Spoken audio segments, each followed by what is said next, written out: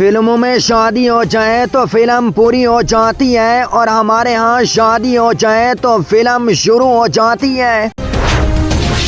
जितने दिखौती होते खलौती के मकूले के तहत पाकिस्तान ने मुत्तहिदा अरब अमारात का कर्जा सऊदीया से लेकर वापस कर दिया। न रहेगा बांस न बजेगी बांसुरी। दिफाई मुआहदा खत्म होने के बाद सऊदीया ने अपना कर्ज पाकिस्तान से वापस मांग लिया। पाकिस्तानी जखीरा अंदोजों के लिए बुरी खबर, अगर अपनाए हुर्मुज़ खोल गई तो उनके मदीना और मक्का में जाने के प्लान कैंसिल हो सकते हैं। गैर मुल्की जखीरा अंदोज जहन्नम में जाएंगे, जबकि पाकिस्तानी जखीरा अंदोज हर रबीउल अव्वल में उम्रे पर जाएंगे।